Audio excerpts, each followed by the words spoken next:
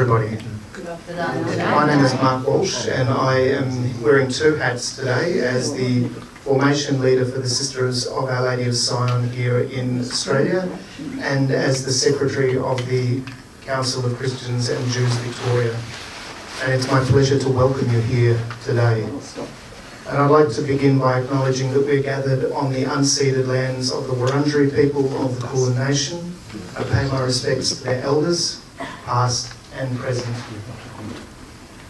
And as both the sisters and the council, we acknowledge and recognise Aboriginal and Torres Strait Islander peoples as the first peoples, owners and custodians of the unceded land and waters throughout this continent and its adjacent islands that we now call Australia. And we accept the invitation in the Uluru Statement from the Heart to walk together in a movement of the Australian people for a better future. So our conversation today is between Rabbi Jackie Ninio, OAM, and Sister Mary Reaburn, NDS, Sister of Our Lady of Sion. Rabbi Ninio is the 7th Australian-born progressive rabbi and the 3rd Australian-born female rabbi in the progressive tradition. She joined Emmanuel Synagogue in 1998 and is the congregation's first female rabbi. She's interested in midrash and liturgy and has a passion for storytelling. She believes in the centrality and importance of community and providing a space, a place where people can feel valued, included and treasured. And I think they're really important elements of what it means to come together in the name of dialogue. Sister Mary Reaburn is a sister of Our Lady of Sion, and she is part of the congregation that gives great credence to the work of dialogue between Jews and Christians and an interfaith dialogue in general. She currently teaches at Garratt Theological Union in Box Hill and is a member of the Australian Catholic Bishops' Council for Ecumenism and Religious Relations with the Jews. She spent 7 years in Jerusalem working at the Centre for Biblical Formation, and I was lucky enough to follow her in 2014, and I thank her for her guidance and her great commitment to dialogue. And of course we're here to talk about this book, A Friendly Guide to Jewish-Christian Relations, which will be available at a bargain price of $25, down from $30 at the end of this session. Thank you, Mark, and thank you all for being here. Thank you especially, Jackie. Jackie and I have known each other mainly online, but we've met a few times in person as well. So I think friendship is often the basis for better understanding and certainly for dialogue. Before we begin the actual topic though, I just want to say a few words about Rosalie Hanley, after whom this lecture is named. Rosalie was born in 1939 and she joined the Congregation of Our Lady of Sion in 1957 and was professed in 59 and made her final profession, her life commitment, in 1967. After that time, she did some training as a primary school teacher and taught in primary schools and was then a principal, a very good principal of Catholic primary schools. And then her life took a different turn. And in 1971, she responded to an invitation by the international congregation, our congregation, the Sisters of Our Lady of Sion, to go up to Jerusalem. And in many ways that changed the trajectory of her life. She went to a village on the edge of Jerusalem called Ein Karim. And with that movement there, she also entered into a wider world, a Jewish Christian world and a Jewish Christian Muslim world, and thus began in many ways her real work in Jewish Christian relations. When she returned to Australia a few years later, she began her studies at Melbourne University in Middle Eastern Studies. And at that time, she continued to work with others in what was the second attempt to found the Council of Christians and Jews within Victoria.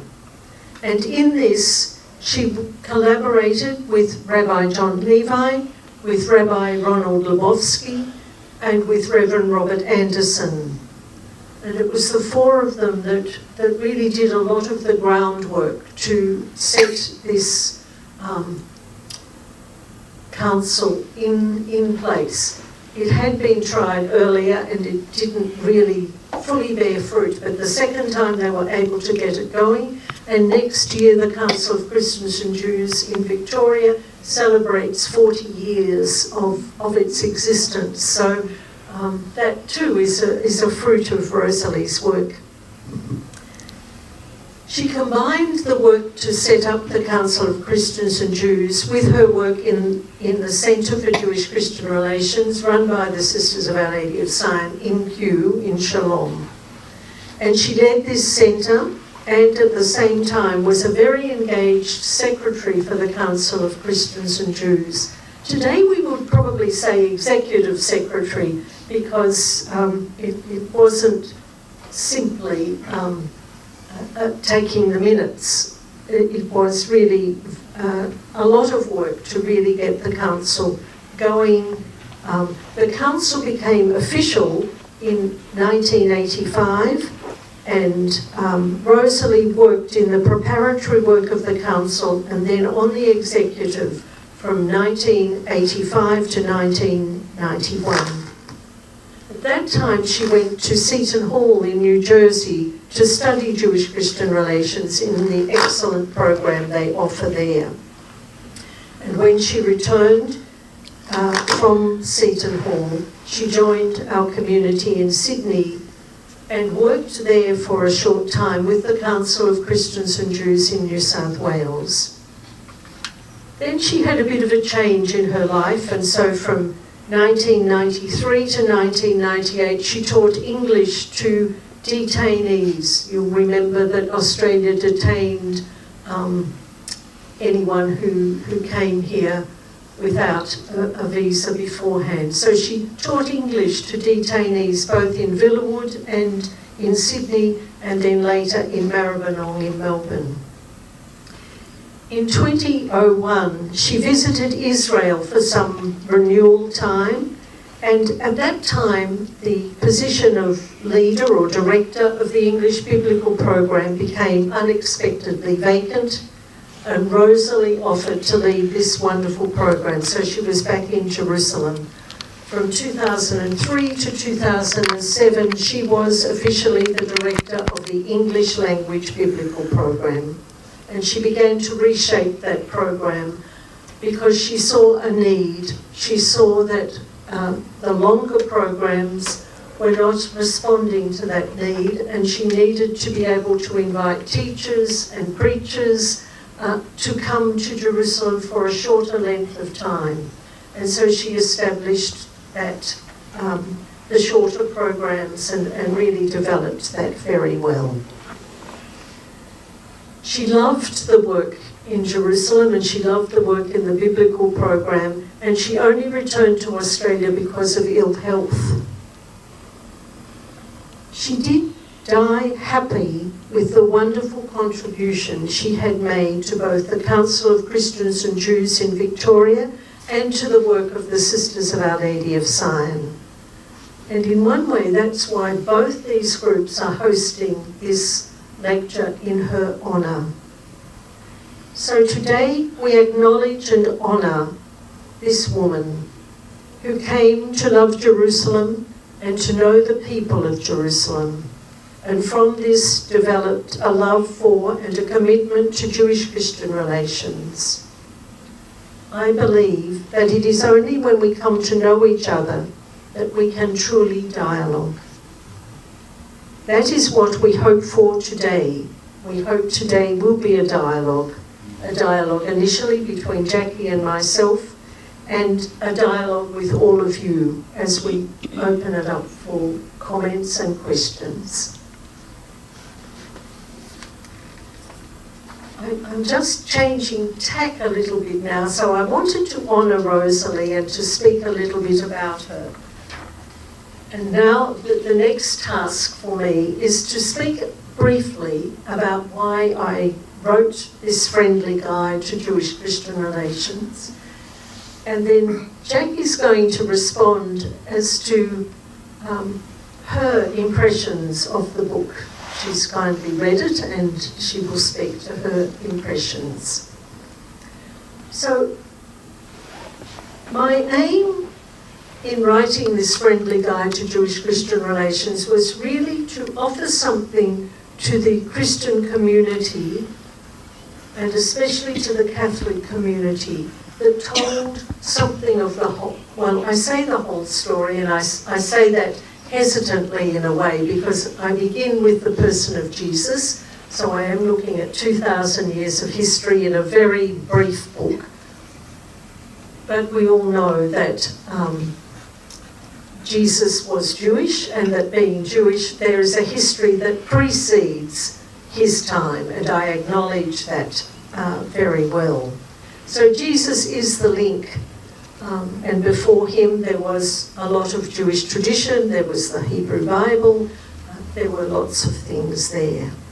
But almost from his time, and it began to develop soon after his death, there were difficulties in the relationship.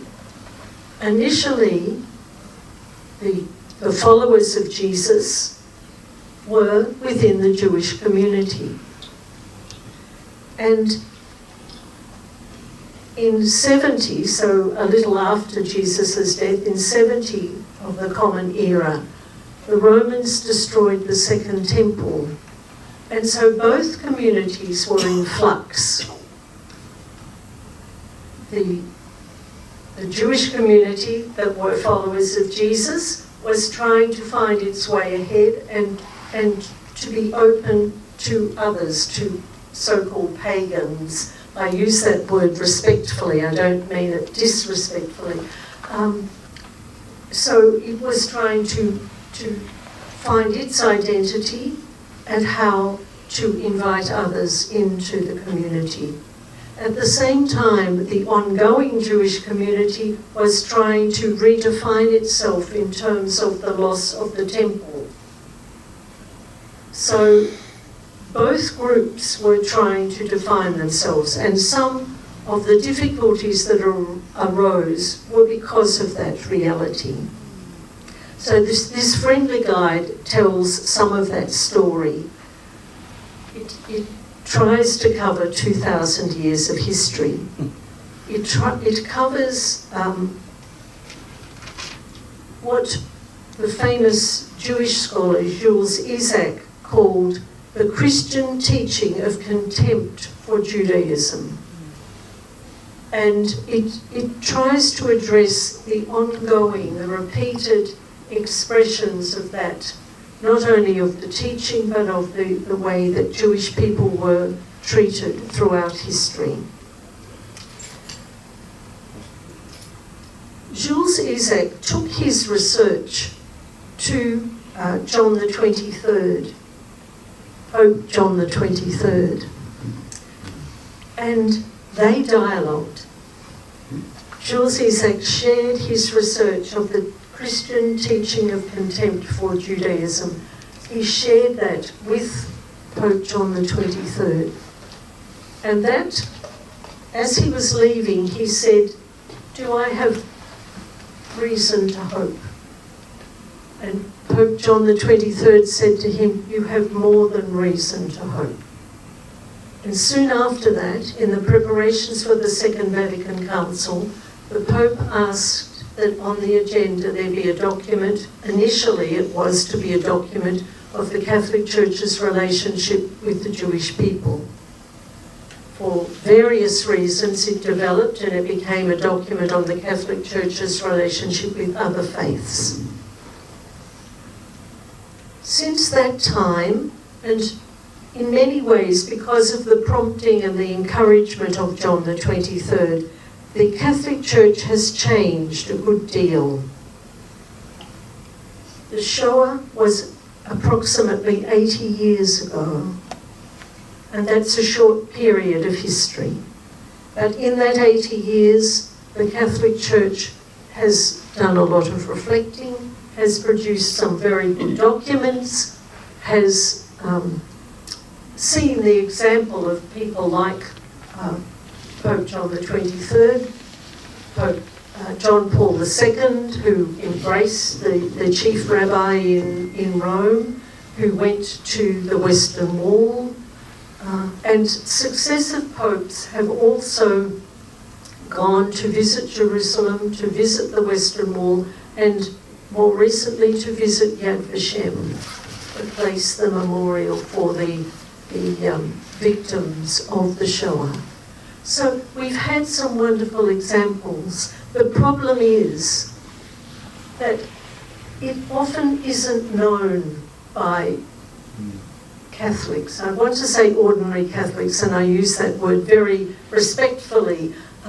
It's often not known. So how do we make it known? And so that was my reason for writing this friendly guide, and that's my hope, is that it will be a friendly guide for Christians, for Catholics to know the story, but also to know the story of some of the people who helped bring about changes. And I mention people like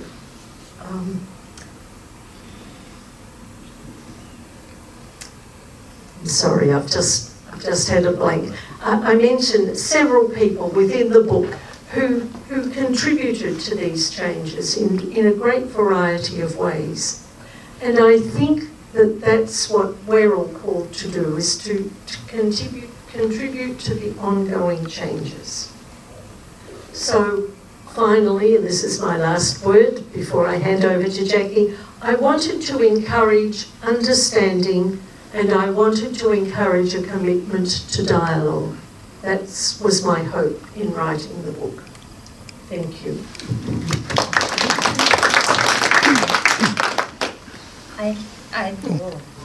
Did I turn it off? I think so. That's better. I want to thank you so much, that's you, Mary, for this book. It's a masterful work. It covers, as you said, centuries of history, but you do it with insight and understanding, and you've managed to distill some really complex and complicated ideas into manageable, readable, understandable, easy comprehensible text. And I loved the timelines and the imagery and all of those things, the definitions, the descriptions, as well as the topic headings. It really is exactly what you aimed for it to be, as in a friendly guide. And I learned so much, and I know you wrote it for Christians, but I think we Jews can learn a lot from the book as well. I forget often that in the beginning, Jews and Christians were both small, persecuted groups of people, and that has changed over the course of history, but there we were together in that space at the beginning. And I think you create a really beautiful way of explaining how the separation happened and how the divergence happened, and what an incredible influence having political power can have on the course of each of our people's journey. And it's something that I had not considered so much. And I think we'll talk about it a little bit more as we go into our conversation, but the figure of Jesus and the way that each of our traditions understand and approach him, you explained through your book why certain assumptions I think that we make maybe in the Jewish community, and you make assumptions as well, but then we're talking the same words, but we're not talking the same language in a way. So this book gives a real insight into sometimes the way that Christian communities look at this historical period and how differently it appears from our perspective. And I really appreciate your willingness to kind of, I guess, own, I don't know that that's the right word, but the anti-Semitism that has come from the teachings of the church. I think that's an incredible necessary step for dialogue to move forward, is for responsibility for that, an acknowledgement of that to be taken. And I'm really grateful of the way that you did it unapologetically, not with apologies or trying to justify. You said this was our history, this is what happened, and now what are we going to do? And how are we going to move forward? And I'm so grateful for that perspective and that understanding, and also the way that you have shown how those historical understandings and interpretations and language from the church leaders have filtered down into places way beyond the church, and so that the actions actually have led to far greater harm without intent. Some of it, it was not intended, but the consequences are quite great. So I'm really, really grateful for that. And I think at the heart of your book, and this is the last thing I'll say before we start talking together, whenever I talk about Jews and Christians in dialogue or in any kind of situation, I feel that we are two groups that are like a tree that has the same trunk and the same roots, and we branched in different directions. You described it as siblings born from the same parents that kind of went their separate ways and chose their own paths. But I think that when we remember that common trunk and those roots, that we can still branch in different directions, but do so with respect and with honour and with understanding. And as you say, that comes from relationships and dialogue, and I'm so very grateful to be in relationship and dialogue with you and the Council of Christians and Jews. So we'll talk. We've got a lot of questions that we have for each other, so let's dive in, shall we? You're going to start. I was going to start. Okay, very good. So my first question, and maybe you've kind of answered this a little bit already, but what motivated you to write this book as not an academic text, but as which it is, but as a friendly guide, like an open way, accessible way for people to read? You kind of answered it, but answer it. Just to respond to that question briefly, I think it was my desire for my Catholic Church to understand the history and therefore to shape the future differently. I think that's the best way I can describe it, because we have the documents in place. We officially the Catholic Church is committed, but there are lots of Catholics who haven't heard anything about either the Jewishness of Jesus or Jewish-Christian relations or the importance of it. I do want to say that Bishop Michael McKenna, who heads the Bishops' Commission and Council for Ecumenism and Interfaith Relations, he said at the Plenary Council in Australia, in Adelaide, interfaith relations and Jewish-Christian relations are not an optional extra for Catholics.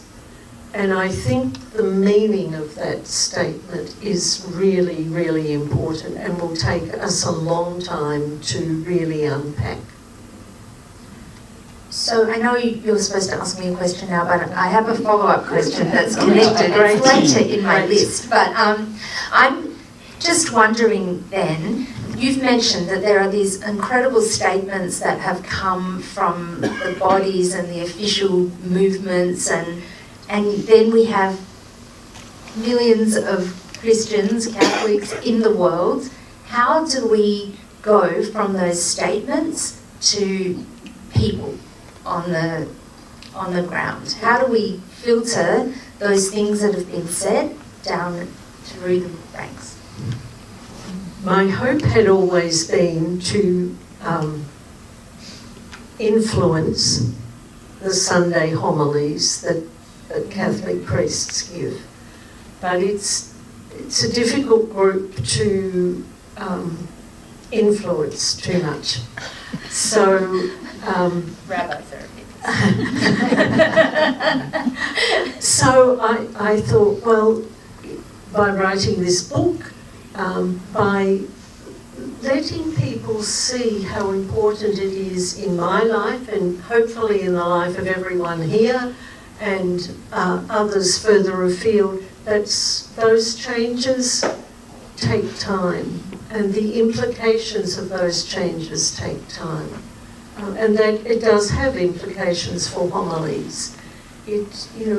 I know in Australia at the moment we're trying to have a person in each diocese, each Catholic diocese throughout the whole of Australia who will take some responsibility in those areas. So we are slowly trying to build a network that will facilitate the change. But because you also make the point in the book that often the language is used and phrases quoted, but it's not understood that that is something that's very hurtful or difficult or is causing sort of an anti-Semitic attitude towards Jews because it's so ingrained in the teaching and the theology and the way that the Jews have been spoken about. So that process of education seems more important than ever because often it's not malicious, like there's no intent behind it, it's just the way that it's been understood and taught for centuries. It is, and there are texts in the New Testament that are problematic and without a lot of background information are easily misunderstood and therefore are quoted.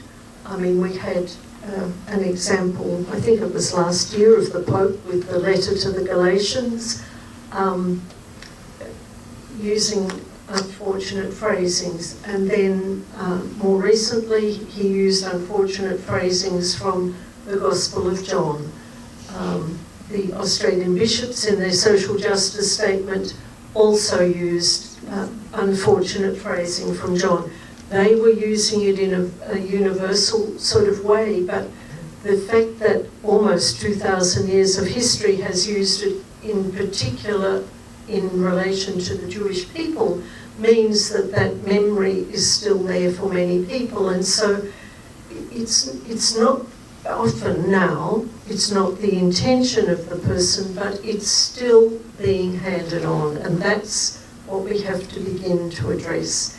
And we all know that changing a culture takes a long time. Yeah, yes. And today is part of it. Yes, so there's intent and then there's impact, and we've talked about that before, that they're not necessarily, the intent doesn't necessarily need to be there, but the impact can still be. So I know I keep asking questions. It's what Jews do. I'm sorry. Do you think that amongst the Christian community there's this idea of the Jews and then there's Jewish people that they meet and there's not considered to be a connection between the two? So they might know Jewish people, they might connect with synagogues in their communities and things, but when they talk about the Jews, they're not thinking of us today. I think there is a tendency that way. Anything is a generalisation, and I acknowledge the limitations of generalisations, but I think that there are many Christians who, when they meet a Jew today, a Jewish person today, are not connecting it with the whole history, and with the person of Jesus as well, because for a long time I think we forgot that Jesus was Jewish, and it has enormous implications, and I think it has implications for we Christians, because if we don't understand what we call the incarnation in Christian theology, if we don't understand that that requires particularity, none of us can be a generic human being. We're all particular human beings, and we take that away from Jesus if we don't recognise that. Not only was he Jewish, but he was Second Temple Jew, which is somewhat different to to Jewish people today, because that was part of the flux of Judaism as well in the destruction of the Second Temple. How do we continue to be Jewish without the temple? And that in many ways gave rise to, with a little bit of history in between, to Rabbinic Judaism, which is the Judaism of today. So this, I think the disconnect between Jews like mentioned in the Gospels or whatever, and Jewish people down the street today, that disconnect compounds the whole relationship. Because also, I guess from our perspective, the impact of the understanding of the Jews in the historical context actually has a big impact still today, even though in the minds of the members of the Christian community we're seen as two separate things, but the words that are used about those Jews impact us now. Of course. They're personal today, aren't they? Yes, very much so. Yeah. And that disconnect means that many Christians, not all, there are some who have a deep understanding, but many Christians don't realise what they're saying because they operate out of that disconnect. Maybe it's my turn to ask Jackie a question. Okay, I'm going to change the question and say, Jackie, if you had to write a friendly guide to Jewish-Christian relations today, but with mainly a Jewish audience in mind, what are some of the things that you might include in that? It's an excellent question, and I've been struggling with my answer. So I think the first thing I would do is remind the people who are looking at the book or the guide that there is a huge spectrum of belief within Christianity as there is in Judaism. So often we speak about Christians and we speak about Jews, but there are multiple interpretations and understandings and approaches even within that, and I think it is as vast and as wide for the Christian community as it is for the Jewish community. And I think sometimes we think of each other as these big homogenous groups who believe the same thing, and that's not necessarily the case. I think I would also point out one of the things that you've done really beautifully, I think, in your book, is that Christians approach Jesus from a different perspective from which we do. So there is an understanding from us of the Christian approach to his divinity, but we approach Jesus as a figure and as a historical figure grounded in that Second Temple period. So we see him a lot as a historical, a Jewish person living in his time. Maybe we would even call him a rabbi, which means a teacher. He was grappling with the same issues, and he was very much, like if you look at the things that he said, they're very much aligned with what a lot of the rabbinic teachers of that time were saying. Many of the quotes, many of the topics that they were grappling with were exactly the same. So when we look at Jesus, I think that's how we approach him. But from your book, when we're talking about Jesus and you're talking about Jesus, we're speaking about a completely different person in some ways, because you're focusing more on the divinity of Jesus rather than the historical figure. So I think also the other thing I would probably add somewhere is that we make a lot of assumptions about the fact that we have that same trunk. We assume that when we have the Bible and you have the Bible, that we're all reading the same Bible, and we are reading the same words, but we're not necessarily reading the same Bible. And that's one of the most valuable insights I think I've ever had from the Christian-Jewish dialogue groups that I've been part of, is when we've brought out a text and we've looked at it and we've realised that we're all reading that text in a completely different way. I did a wonderful panel once with I was the Jewish woman. There was a Christian woman and a Muslim woman, and we were all looking at the figure of Sarah, Abraham's wife Sarah. Could not have had more. You would think we were talking about three completely different people, and it was the same person based in the same grounding text, and then we went in very different directions.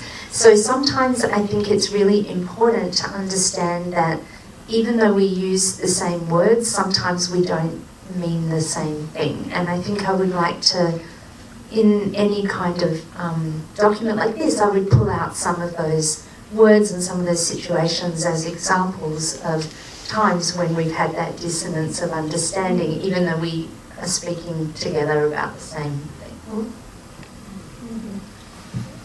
I think that's really true, and it's an important reminder. There's an added complexity for Catholics in that we have the Old Testament, which includes a few books that aren't in the Hebrew Bible, aren't in Tanakh. So, that's an added complexity. When I hear Amy Jill Levine is a New Testament scholar, she's Jewish, really from an Orthodox Jewish tradition. When she speaks about the New Testament, and she's a scholar, an internationally renowned scholar of the New Testament, and especially of the Gospel according to Matthew, when she speaks about some text, she opens up a different interpretation, even of New Testament texts, because she's so well grounded in the Hebrew Bible. And that's enriching. So there are wonderful examples when those differences lead to a newness, a new understanding. They contribute to the wealth of knowledge of both traditions. Can I comment on that? Because there was a question that you were going to ask me that I have a very similar question for you, and that's about the methodology of studying text. Because in Judaism, there is a teaching that says that every part of the Tanakh has 70 different interpretations. And we are to take that text and turn it and turn it and turn it again until we've uncovered, like a beautiful jewel that you hold up to the light and you see something different every time. That's what our mission is, to uncover all those different understandings and all those different interpretations. So if you go to a place where Jews are studying Tanakh, it's noisy, it's loud. You do it with someone else. You never study on your own, because they're going to help to open those perspectives and those understandings and those different approaches together. And there's discussion and there's argument and there's debate. And Rabbi Morgan and I have just written something for the Council of Christians and Jews about the importance of debate, but something that we have turned an argument for the sake of heaven. Actually, you wrote something for that as well, right? The Christian perspective. I was part of the conversation. Did you write that? No. So there's a principle called arguing for the sake of heaven. So this idea that arguing in itself is not bad, it's actually a good thing. It can lead you to uncover and understand things and approach things from different ways. We don't need to be uniform. In fact, it's the opposite. We're not trying to be uniform, but it has to happen in a respectful way and in a way where we understand each other as human beings, even though we disagree about our interpretations. And we've been talking a lot about how in our world that is seems to be an art which has been lost, that we tend to go to the personal. And we talk about two great rabbinic sages, Hillel and Shammai, and they're famous in the Talmud for disagreeing with each other about almost everything.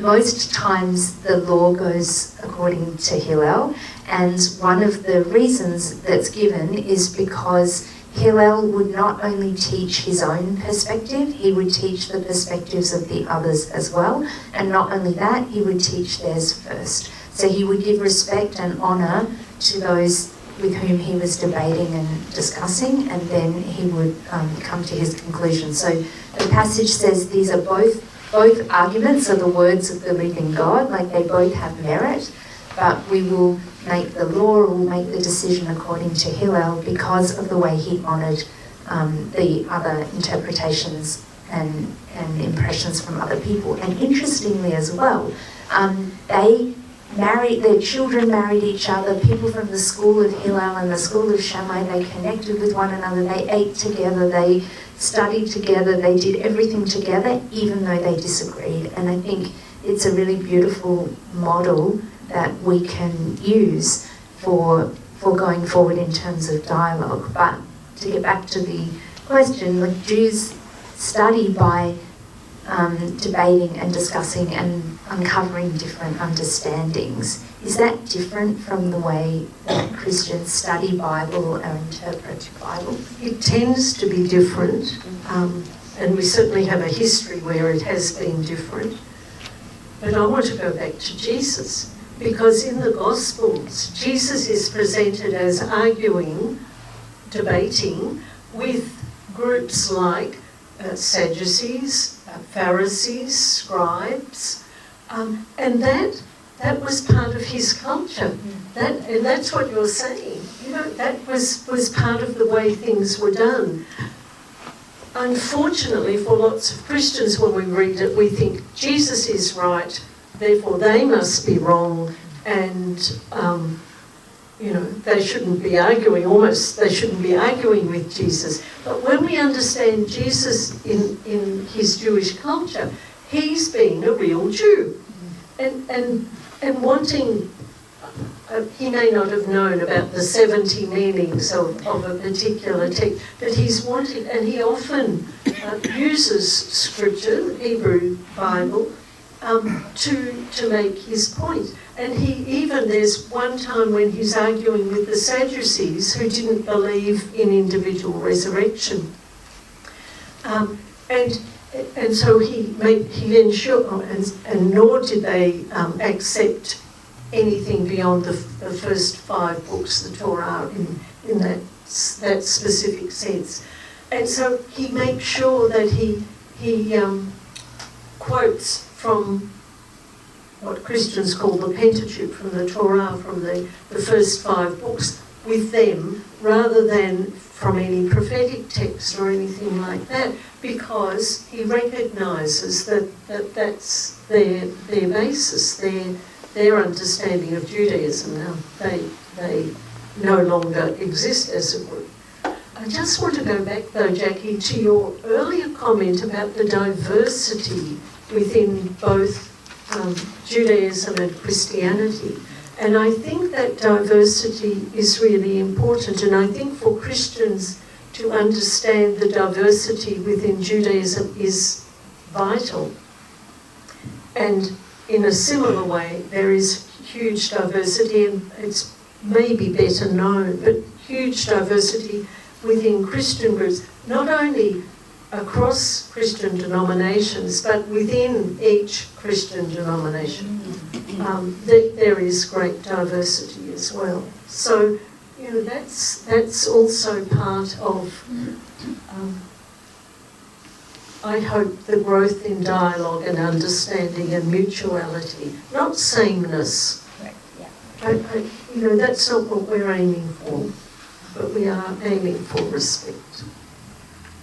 I think the people who are engaged in dialogue, it's been a really interesting journey, I feel, for me, with a number of the dialogue groups in which I've been involved. in that I think we first start off meeting each other and talking a lot about the similarities. We talk about all the things that we have in common, and that's great, but then at some point you need to have the more difficult conversations. But I feel like those initial conversations help us to feel comfortable and safe and connected to one another. Like you were saying, those human connections are incredibly important.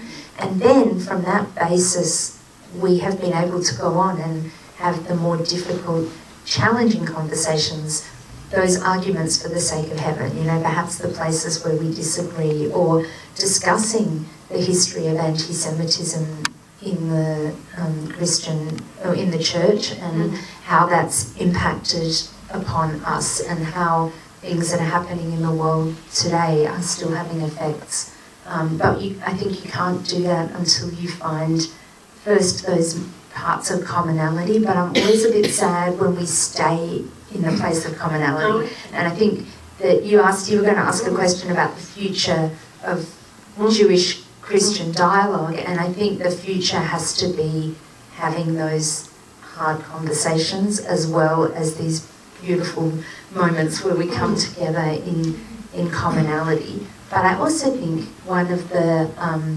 wonderful things that can happen perhaps in the future, and you mention it in your book, is that we can come together in the general society about issues that are of concern to all of us, and not necessarily really like what you would put in brackets, in inverted commas, religious issues. They're issues of concern to society that we as religious people view as important to have a voice in that space. And I think in general Australian society, religious communities get a very bad rap.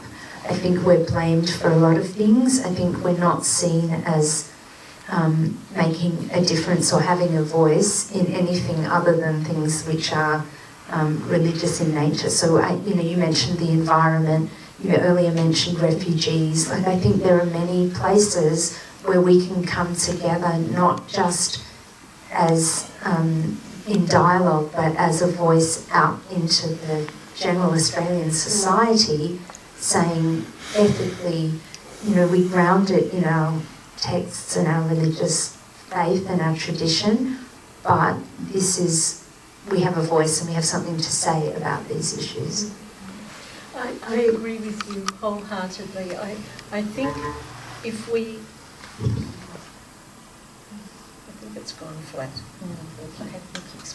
I think if we simply focus on our relationship, then we are doing an injustice, because I think both our traditions are built and on an ethical basis.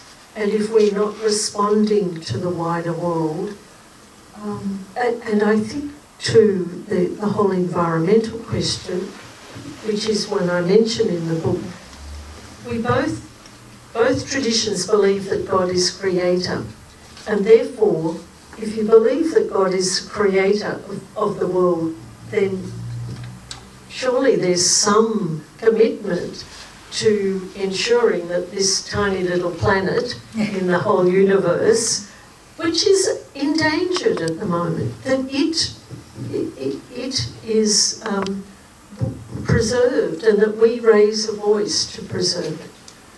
I think in Australia, another one of the issues that I do mention is in terms of supporting the Indigenous people of this land, because they have been marginalised and they have been disregarded really here. And so to stand beside them, just as William Cooper, an Indigenous man, went to the German embassy during the Second World War to protest he had just read about Kristallnacht, and he went and led a group to protest at the German embassy there.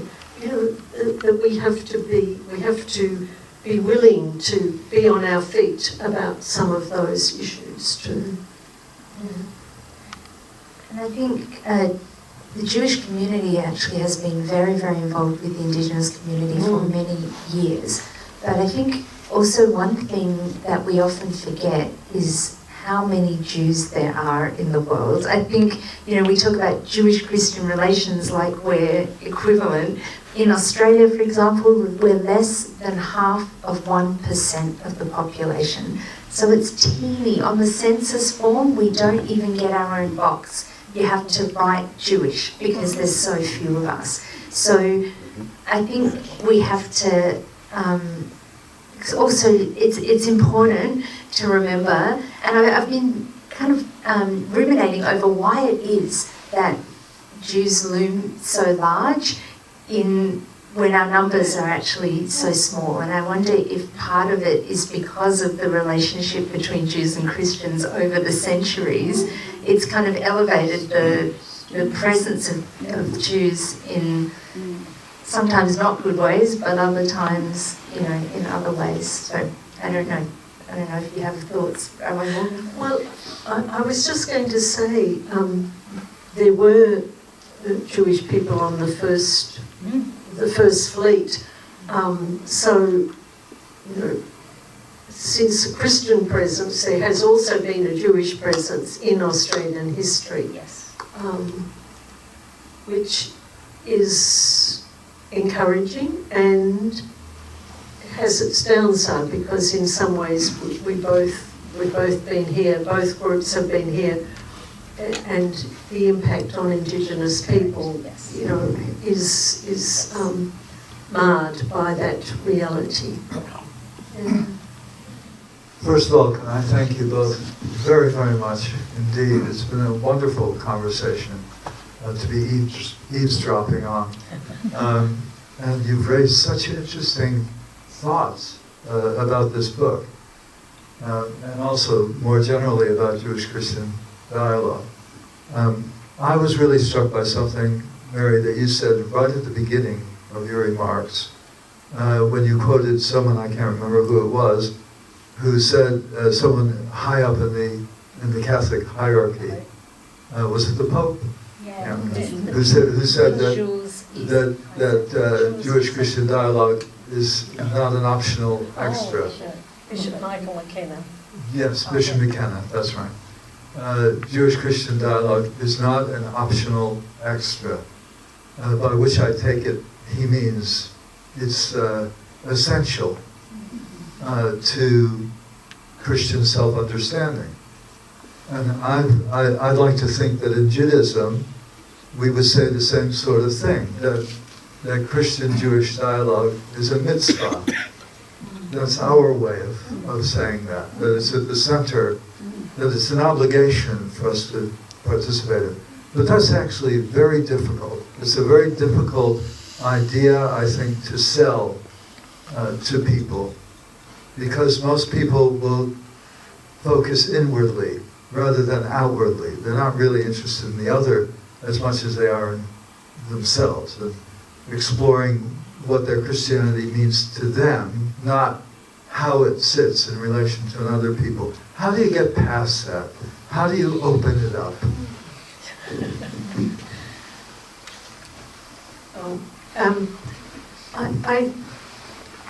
I think, again, it's a slow process, but it's a process that I'm committed to, and I believe we all need to be committed to. I think how we open it up is often through personal relationships. And the older I get, and I am getting quite old, but the older I get, the more I realise that real change is often impacted by personal relationships. And I tried to bring that out in the book, that some of the changes that took place there were because people, John the 23rd, Pope John the 23rd, had already worked in Bulgaria and in Turkey and had obtained papers for Jewish people trying to escape the Nazi regime. So he knew Jewish people and he knew the reality of what was happening there. And that's why he could, when he became Pope, insist that there be a document which began its life as a document on Jewish-Catholic relationship. How do we bring about that change? I think a lot of it is personal relationship. I think we have to be willing to say things. You know, when I'm in a situation and something comes up about Jewish people, firstly I will say, oh, I know a lot of Jewish people, you know, and that's important. And then I might move to the harder issue whatever has been raised there, because it is important for Christians to be outward looking. You know, if it's only about God and me or Jesus and me, I think we are being untrue to the best of our Christian tradition. And I think I hear you saying that that's the same for you as Jewish people. You know, so how do we do it? I don't know. That's one of the reasons I wrote the book, to try to encourage that sort of conversation. But it takes a long time, and you're right, Jackie, there are a lot more Christians, a lot more Catholics in the world than Jews, and so that we have a lot more to touch. And, you know, but we have a number of teachers in this room, and one of the areas that encourages me is what is being taught in schools and how young people see the sense in it and see the importance for society of different religious traditions, relating to each other, appreciating each other, working together with each other. And even during COVID, we had some wonderful examples of different faith communities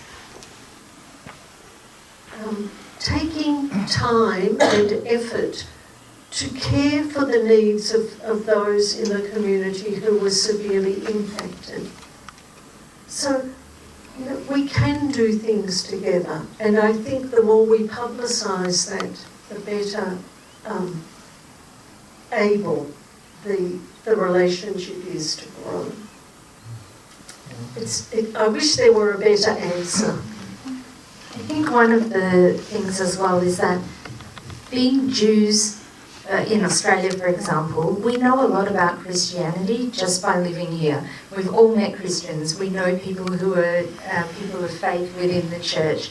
But there are many, many, many people in Australia who've never met a Jewish person. And they probably won't, because there's so few of us. It's not like we're all over the place. You might feel like it. We make a lot of noise, but we're not. It's quite possible to live life in Australia and never meet a Jew. And so I think that it's a kind of different sell for each community in a way. And I wonder if part of it is also that we can learn about ourselves by learning about others. Like, I think it might still be a selfish pursuit, but it's a selfish pursuit in conversation. Like, the amount I've learnt, I must say, through these interfaith dialogues about Judaism and about my approach, because I have to think about it. Some things that I take for granted. We did a fabulous one once where we all talked about fasts in our communities and how different, we think we know about Ramadan, or I thought I knew about Ramadan. I didn't know anything about Ramadan. We sat together about how the people actually practice those festivals and traditions. And then I learned, well, we do that, but we also don't do that, and we do this and we don't do that. So it uncovered layers of Judaism for me by being in dialogue with Muslims and Christians. And I wonder if that's part of the way that we promote it and sell it. It not only helps us to know about others, because I think we know quite a lot about Christianity just from the ether. We don't. Oh, well, I don't. And I, interestingly also studied New Testament at rabbinical school. So I learnt New Testament from a Jewish person. So I wonder how it would be to learn it from someone who is actually practicing in the Christian faith and tradition. So, yeah. We have a few questions. There we go. Yep.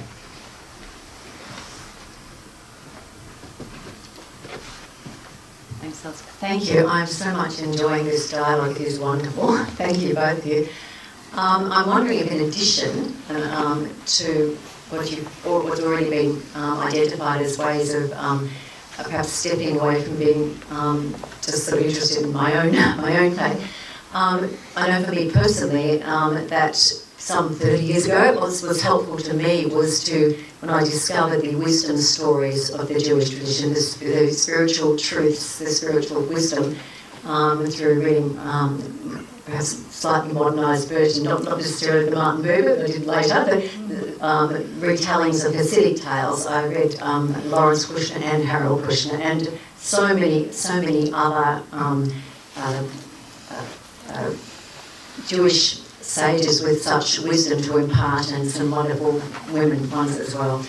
And I'm wondering if that is another pathway to recognising how valuable learning about another faith, and this is Jewish faith, is to enhancing and building and broadening and enriching our Christian faith. I'm a United Church minister. Because of my role, I've been able to, my enthusiasm for spiritual wisdom stories. I've run many groups in several different churches, both before I was ordained and now in my current church, teaching people the stories, sharing the stories as well as some of the customs, and always seeking advice from wonderful people like Alison Collier and others. But I think that has, in many ways, brought it to life, and people haven't realised the spiritual wisdom that can be found. I'm just wondering if you have any thoughts about that as an additional pathway. You are speaking my language. Storytelling is one of my passions. I think that we learn through stories in ways that go beyond any other form of learning. And Judaism is a tradition of storytelling. It's layers and layers. From the very beginning of the creation of the world, we were telling stories, and there's a huge folk wisdom tradition. I don't know if you've encountered all those folk stories as well, and they deal with really complex ideas and really complex situations in a way that is understandable and absorbable at different levels and in different ways. So I think storytelling is the most powerful way to be in dialogue and to also to teach the wisdom of the ancestors and the ages. So keep telling stories, that's what I would say. Thank you for the question. That's great. Yes, I think it's a great question too, and I won't elaborate. I think,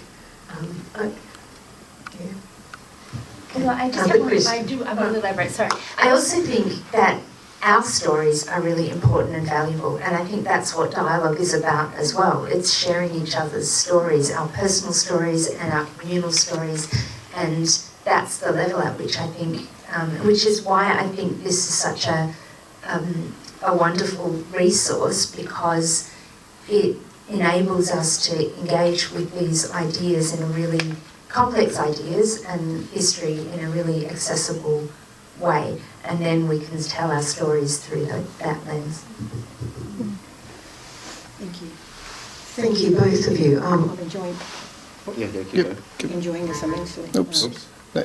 Sorry. Hello? Yeah. Now you've got it. Now you've got Sorry, thank you. I've been a chaplain in a number of schools over the past 10 years. In my last school, we had Jewish students, as well as Muslims, as well as Christians. And the time of the year that I found most difficult to preach and to create a loving environment was Easter, because of the texts that we use as Christians. As you know, communication is not just about words, it's about tone, and it's about all sorts of ways that you communicate the text to certainly young people who are very impressionable.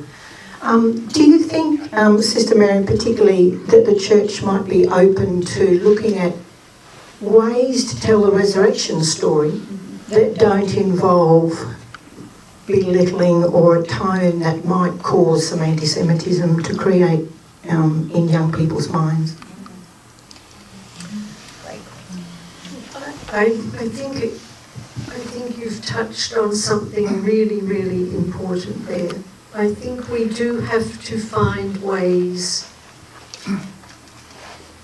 to tell the stories about Jesus, the gospel stories, Pauline letters perhaps too,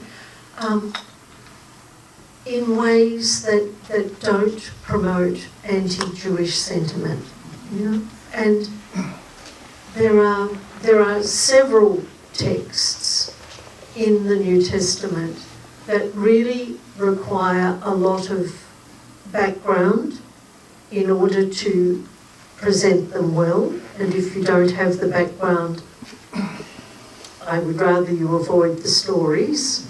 Really, to be honest, it's not just resurrection stories, but it's you know, Jesus's death stories. That so often becomes the point of anti-Jewish comment, because for centuries we have blamed the Jews, even though we say, Christians say in the creed, you know, for our sins, you know, but we don't, you know, we've blamed the Jews for Jesus' death. And so those texts too need to be handled well, and sometimes they need elements to be not to be read. I know in the Catholic Church to change the lectionary is a huge undertaking, but it really is important, because many of our priests aren't well equipped to present the texts well. Many ministers in other Christian denominations aren't. So I think it is something that we have to face. But it's a big question and a big issue, but it's a very, very, very important question. So thank you for it. You're very welcome. I've got a few things rattling in my mind, just hearing everything that I've heard today. Obviously, for us in schools, you know, we are very much the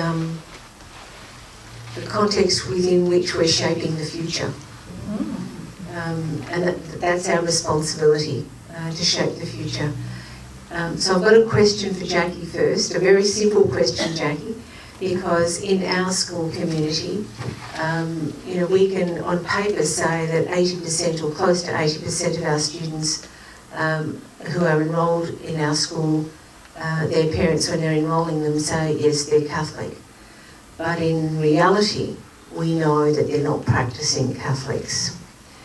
So my question to you is, for Jewish adolescents, children, I'm curious, first of all, how many of those would be, and again, I understand the diversity within the Jewish tradition and all that entails, but how many of them would you imagine might be practicing Jewish young people?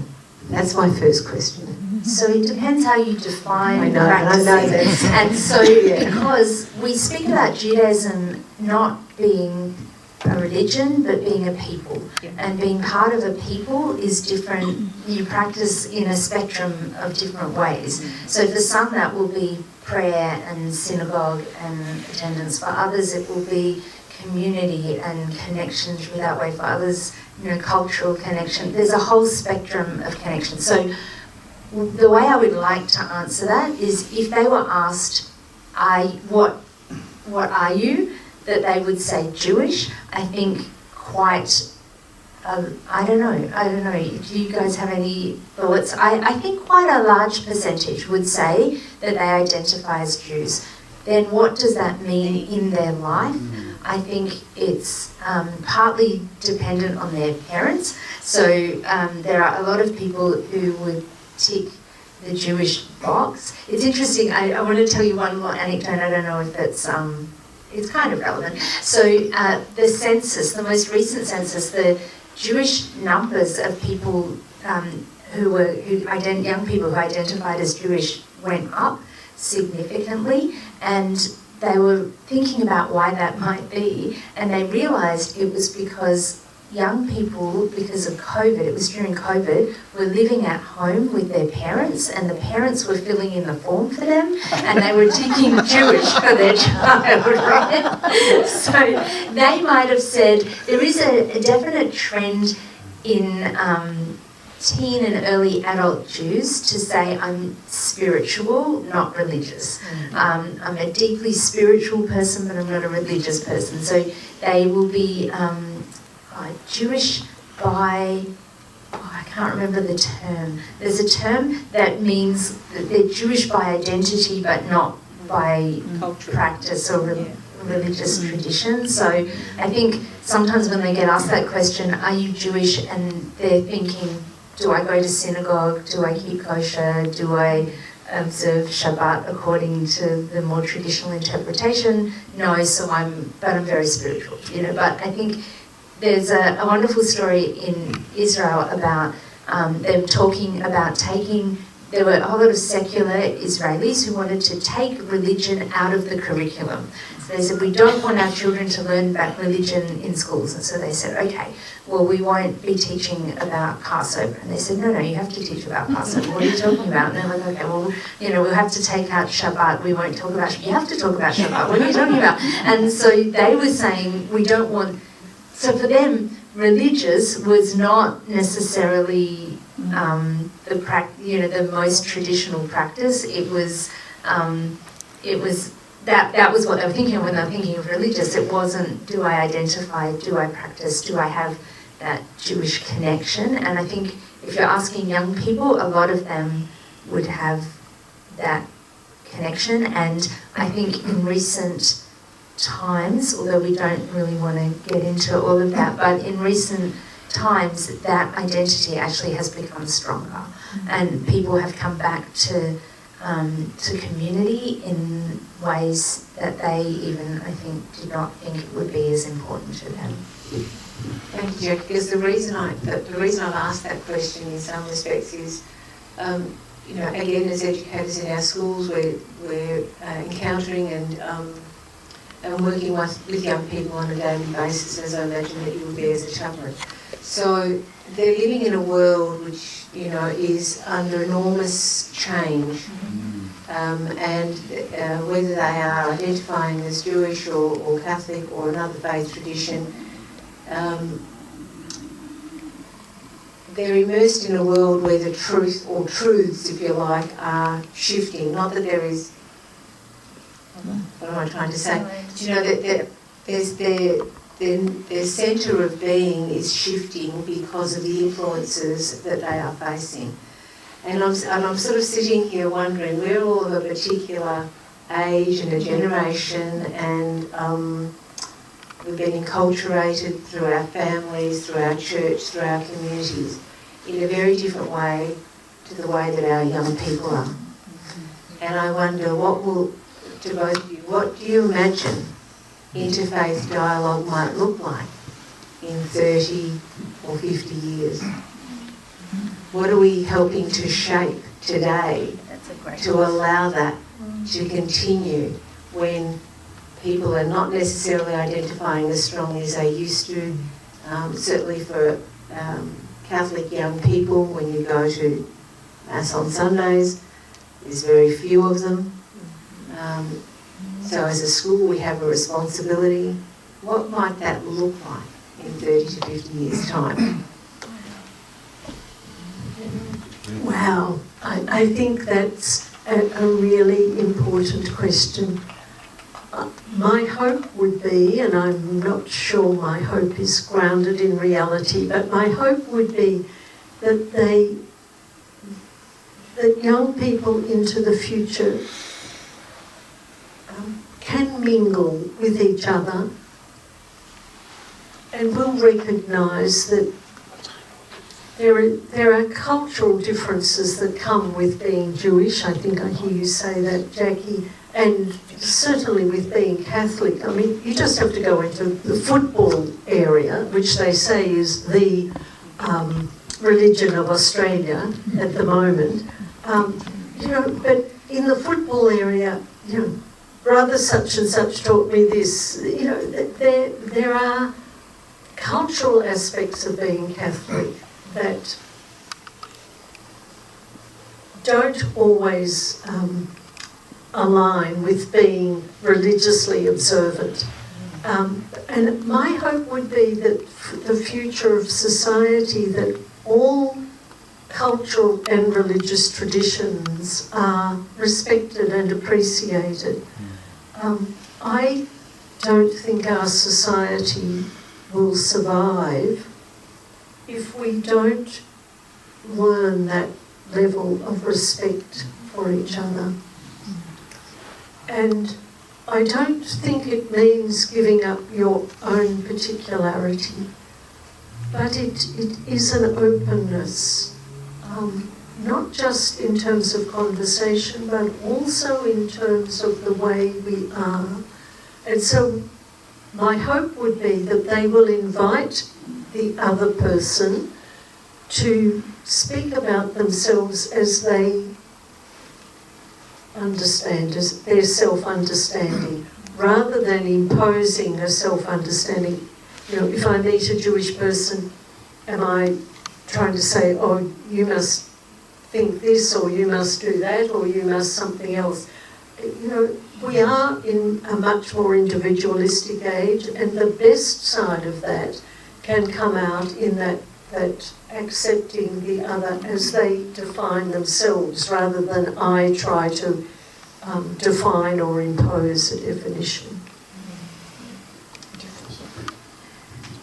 I think also religion has a bit of a PR problem, and I think we think that younger people, I think generally people, not just young people, believe that religion has nothing to say to them in their life and in their world in 2024. So in 2054, I hope that we have gotten better at saying, you know what, these are ancient stories, going back to stories with incredible wisdom to guide us and help us make the incredibly difficult decisions that we have to make every single day. And I am so grateful I'm not young today, because I think the world is so complicated, and the pressures on them and the pulls and the pushes, it's the whole realm of social media and now AI, and you really are not going to know what's real and what's not. You used to be able to say, a picture tells, what did they say? If you could see it, you knew it was real. Well, not anymore. And so I think the world has become very, very complicated, and I think people are looking for guidance, but they feel to make the choices and decisions they have to make. So I think our challenge is to say, we actually do have something to say about in this space, in all these different issues with which you are grappling. And the hope is, unfortunately, I think we're all living in silos and echo chambers where we're constantly, we hear about the algorithms, right? And they're feeding us more of what we already agree with or think or believe. And so somehow I'm hoping that we can break out of that and find a way to again hear multiple voices and not just the ones that it keeps feeding us that we already know. And I think it's going to be harder and harder and harder, but hopefully we can find that path together. If not, we're all going to be in our individual zones with robot people with us, making us, there was a really horrible thing where someone was saying that people had Alexa, the home thing, because it was someone to say goodnight to them. Like, how sad is that? That there's it's not a human, it's a voice just saying goodnight and feeling like you matter. And I think more and more we need to let people know that they matter. And loneliness is a major major challenge in our world and a huge, huge problem. And community is the answer to that, isn't it? Like, finding people together. And we often talk about the synagogue, for example, being a place where you bring together people who are quite diverse, even though we might all be Jewish, although in our synagogue not the case, but lots and lots of diverse people from different places, different ages. How often do you meet people of different ages? We have the under 30s and the over 50s and the boomers and the this and the that. Like, this is a place, and it's messy. It's messy to be in community. It's not a whole lot of like-minded people. It's difficult to hear other people's opinions, even within our own communities. So I think we need to relearn how to do that again. And hopefully we will, and then in 30 years we'll all be sitting around arguing for the sake of heaven. Which is why in Hebrew the synagogue is place of gathering. That's what it means. Yeah. This will be the last question and then closing comments. Yeah, I was things running around my head too, but I'm thinking about, like, if you go to a rally on anything, you find Jews, you find Christians, you find Marxists, you find Islamists, you find humanists, you find everybody there. And they're so committed, whether it's environment, whether it's Indigenous or whatever, they're really, really committed young people. And I'm interested the Jewish, when you say it's a culture, so it's not so much linked to the synagogue, I guess. It's being a minority people. I don't know whether people keep an identity more.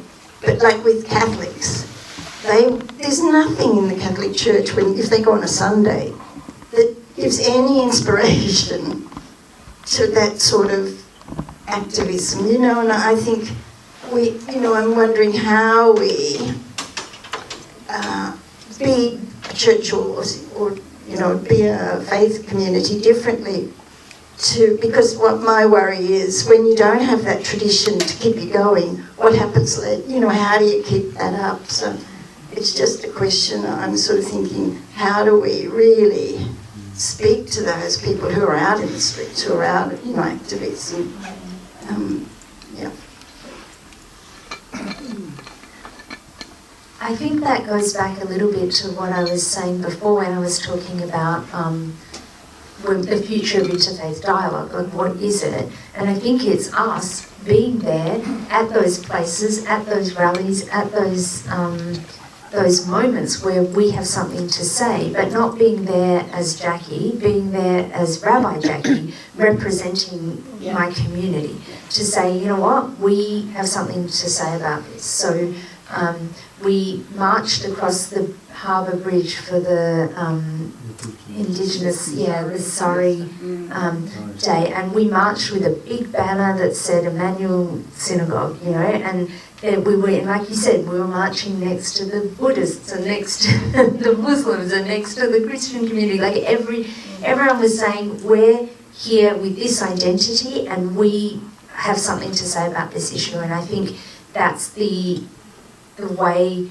that we've always done that. I feel like the church has always had things to say. Synagogues and rabbis have always had things to say about contemporary issues. We've developed and changed and evolved in a response to the world around us. And so I think we just need to be a bit more visible, in what we're saying about the issues with which people are grappling in their daily lives. Like now, cost of living, like we have something to say about that actually. And so maybe we need to do that. I think that in part links with what Fred was asking earlier, that young people are doing marvellous things at those rallies, but that we start to affiliate not just with, and I'm using the Christian example of going to church on Sunday, but with standing for the things we really believe. And there are, within the Christian community, wonderful examples of that. Some of the work St Vincent de Paul does. St Mary's House of Welcome, which is catering for homeless people. Meals that are prepared and are shared. Young people visiting elderly residence for elderly people, either in their home but more often collectively, because going into a home these days has all sorts of legal implications. But so, to identify more with the actions that are for anyone, for everyone, that are societal, that can at least encourage young people. And young people take to those things. They don't necessarily align with going to church on Sunday, and you would say in a similar way, going to synagogue Friday night. Yeah, but it's to value the expressions that are much wider than that narrowly religious, because I think they are religious, but they are narrowly religious sometimes.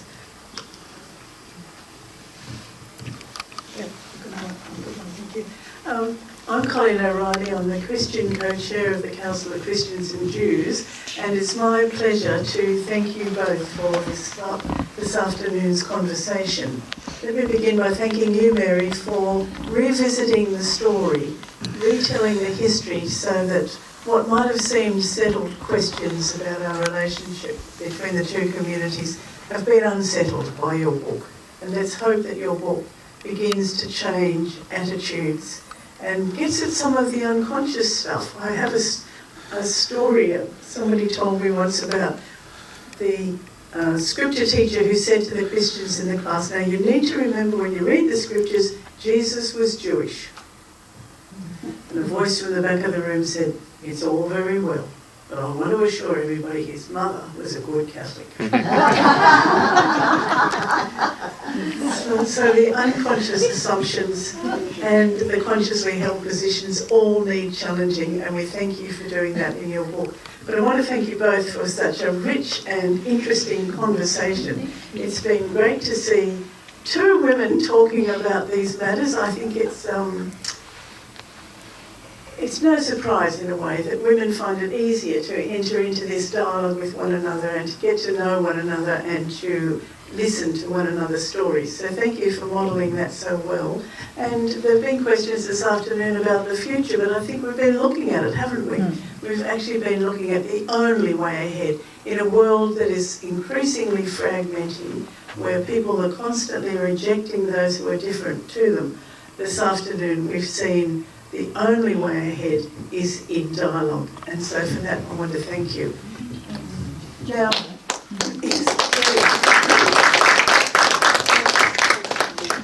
this is the inaugural conversation, and the Sisters of Zion are hoping to continue this series of conversations. So watch for this space next year when a similar event is likely to be held. And also, we're turning 40 at the Council for Christians and Jews, and we're planning celebrations. We've got some events planned, some gatherings. We're hoping also to meet with our patron, the Governor, at Government House. So please, if you've not signed up for our newsletter, give us your email address today. Don't miss out on any of the exciting events next year as we celebrate all that has been achieved, and we commit ourselves to all that is yet to come, so that we leave a legacy for those who are coming after us. So again, thank you both very much. And yes, the gathering. Thank you. Maybe bring someone along. Yes, this is an international gathering. Yes. And it will be held in early February at Trinity College Theological School and at Temple Beth Israel. And it's an opportunity to meet those committed to dialogue internationally, as well as from New Zealand and Australia. Come along and be part of this very exciting program being developed, which will be released shortly. So get those dates in your mind, get them in your diary, and get yourself there.